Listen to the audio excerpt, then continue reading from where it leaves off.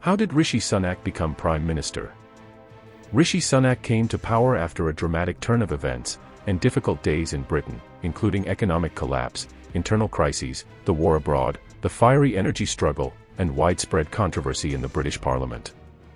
Sunak is considered the youngest Prime Minister in British history, and the first non-white immigrant to hold the position in the United Kingdom. The most surprising thing is that he is one of Britain's richest, with a wealth exceeds that of King Charles III.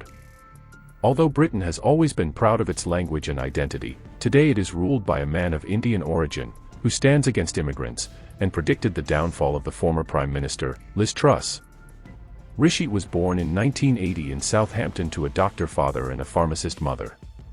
The family's journey began from India to East Africa and then to Britain, and they are followers of the Hindu religion. Sunak received a private education at a boarding school, and then entered the University of Oxford to study philosophy, politics, and economics, majors favored by the political elite in Britain, and it seems that Sunak knew his way to power. In 2009, he married Akshata Murty, one of Britain's richest women, the daughter of Indian billionaire Narayana Murty. She has turned Sunak into one of the richest politicians as well, with their combined net worth estimated at nearly $900 million. But that wealth and fame did not go unnoticed, as a controversy was raised around them about huge tax evasion. Sunak joined Parliament in 2015, then quickly ascended to the Conservative Party, and was the biggest supporter of Britain's exit from the European Union. Rishi was known to be among the allies supporting Boris Johnson. Although he obtained a small ministerial position during the era of Theresa May, he was appointed First Secretary in the Treasury but with Johnson's arrival, and in February 2020 he officially became Minister of the Treasury after a conflict between the former minister and Boris Johnson. Weeks after his appointment, the corona pandemic struck the world, but it was an appropriate opportunity for Sunak to appear as a savior.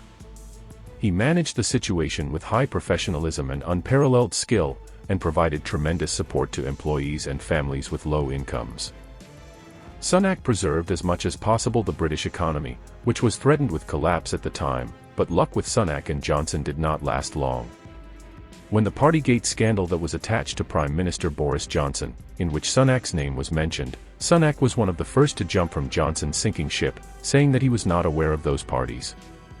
He was the second minister to submit his resignation to force Johnson to resign, emerging with a testimony of innocence from Johnson's scandals. On the other hand, Sunak was known for his strictness towards immigrants in the United Kingdom, as he had previously made promises to Parliament to control the numbers of immigrants to the kingdom, and promised to provide enhanced authority to detain and monitor illegal immigrants, a negative point that immigrants currently fear in Britain. Can the new Prime Minister carry out his promises? And can he extend a lifeline to the mired British economy? Share your thoughts with us.